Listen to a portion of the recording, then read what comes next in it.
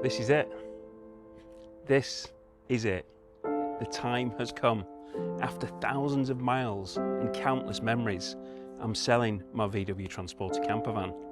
And today I'm going to be explaining exactly why I've had to do this, why I'm stripping the van, what I have now, just over there, and what is going to be coming next. And I want to make a promise to you. I'm not clickbaiting this. This van is going. I'm not going to be dragging it out over several videos. I'm going to be telling you the full story today of why it's going and what the future is. I've absolutely loved owning this van. In fact, despite owning it, I haven't driven it for 2 weeks and I've really missed it. But I do have to sell it. Before we get into the why, I want to show you what this van became, as it is important. I bought this van as a pretty standard VW Transporter T6 Kombi. It was the spec that I was after. It was twin slider, 6-speed manual, the 140 horsepower engine with a tailgate. And I soon began work to make it my own. First came the fundamentals, stripping it all back, covering each panel in sound deadening and the insulation, carpeting it on top of that to make it a nicer, cozier and quieter cabin. And then came the power for the camper, the full high-spec electrical system, lithium iron phosphate battery, solar panel on the roof and an inverter giving us that 240 volts off-grid. There were also lots of additional components, including a battery-to-battery charger, shunt, monitor, etc. So everything could be monitored by Bluetooth. For the kids, I installed TVs in the rear so they could watch their own films on long journeys. I even had a PlayStation hooked up for movies and games, which also included the ability to watch Sky TV, including sports, and this was hidden away in some custom storage underneath that rear seat. I installed rib swivel seats at the front, which I initially covered in stitches and steel covers, which were waterproof and absolutely brilliant. I've still got that one in the rear, but in the front, these were replaced by dry robe seat covers when I got them as a Christmas present. I also installed the amazing Alpine Halo 11 head unit. That massive screen was a game changer. Although, believe it or not, I now think it's too small. Yes, too small. And I'll come on to that later, exactly why. That head unit was the brains of the upgraded sound system, with 2 new front speakers and tweeters. There was a small sub in the rear, and also 2 extra speakers, which are fitted in the Halo roof. And the disco lights for that. The kids were always happy to show the friends, usually accompanied by some rather loud music. And of course, it was a camper. We had the bed in the rear. We had the Remo awning rail that easily attached that Isabella awning, so we could create that extension for that extra living space and also a sleeping space. It's a great van that has given us some incredible adventures. We've been to beautiful places, beaches, forests, moors, historical places, numerous sporting events, and we've created memories that are going to last for absolutely ever. So why am I selling it? And why is half the stuff I've mentioned no longer in the van?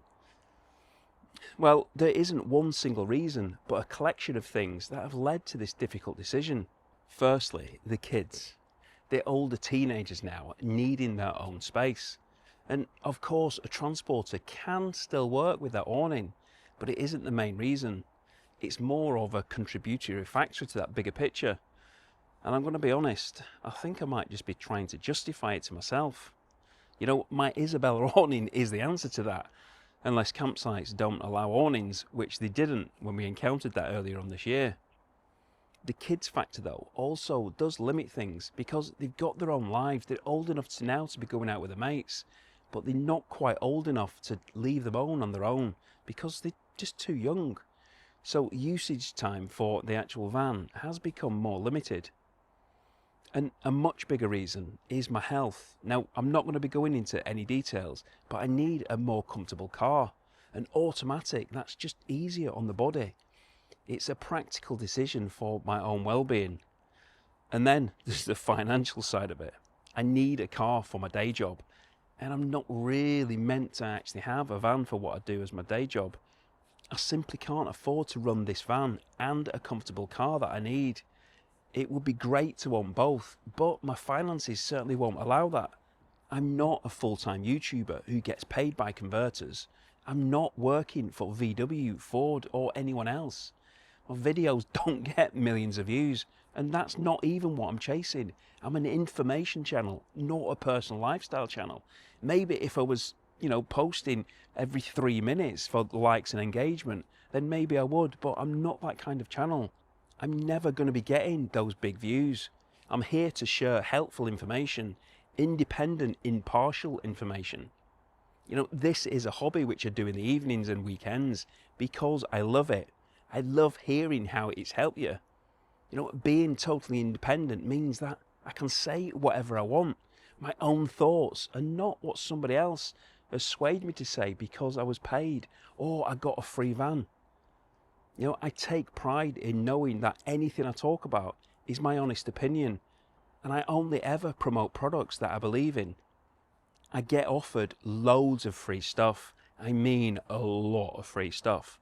And after my Rider bike video, which I did last week, I had even more bike companies offering me free bikes.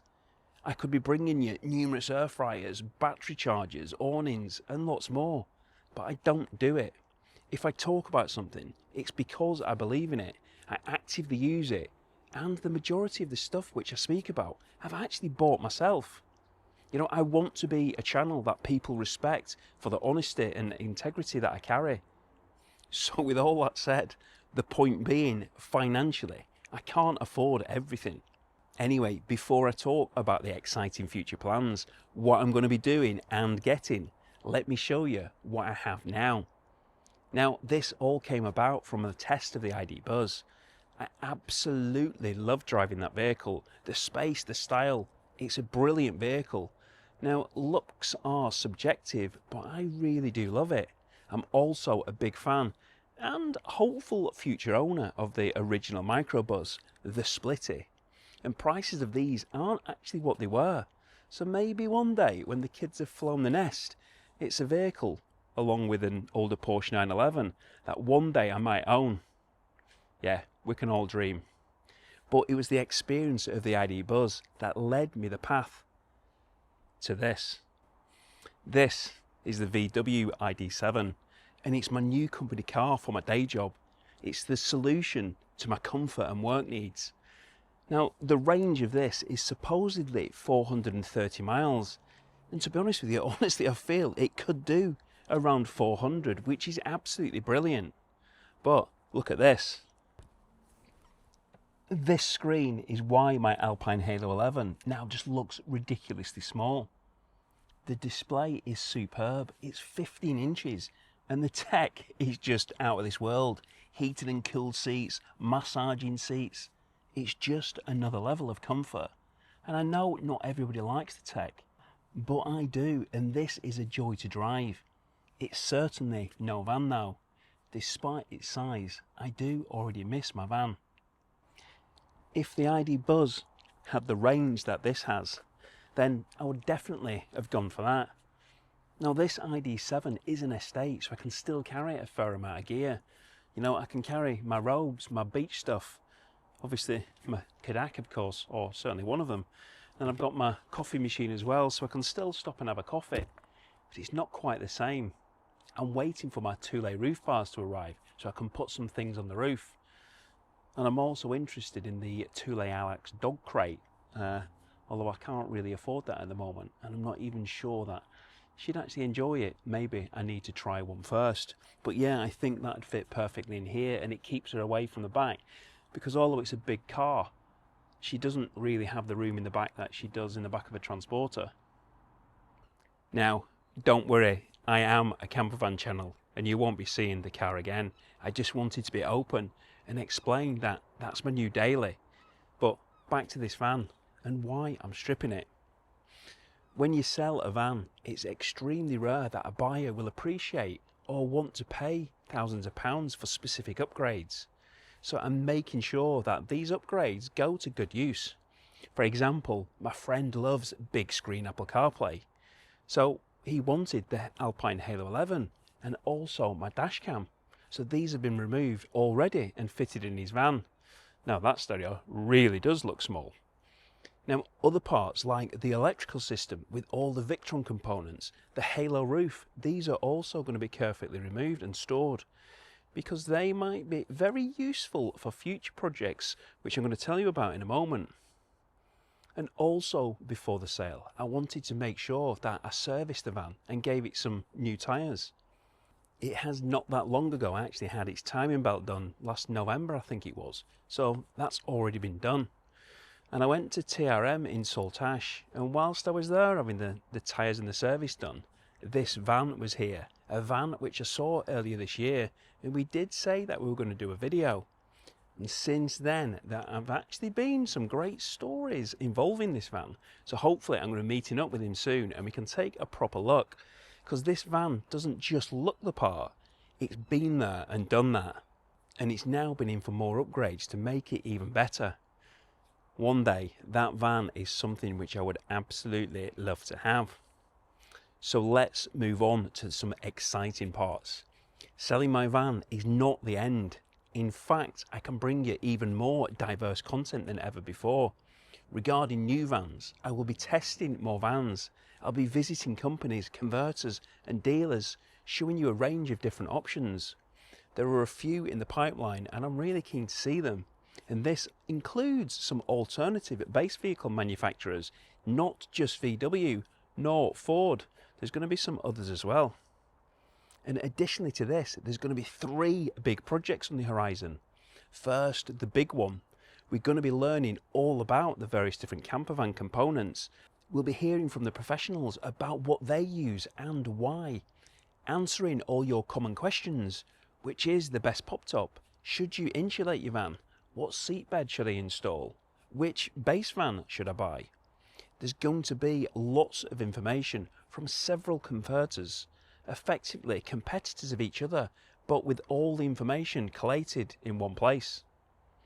Now, second to that, there's going to be a side project involving a VW Caddy, a Caddy which already has a pop top and 7 seats, but it's in some serious need of TLC. We're going to be following its journey and also hopefully helping it make some decisions on the build, showing you how to transform a small van into a micro camper. In fact, do let me know in the comments if this is something which you're interested in, and I'll get the introductory video on that one out pretty soon. You can maybe pop some of your ideas of what you'd like to see in the comments.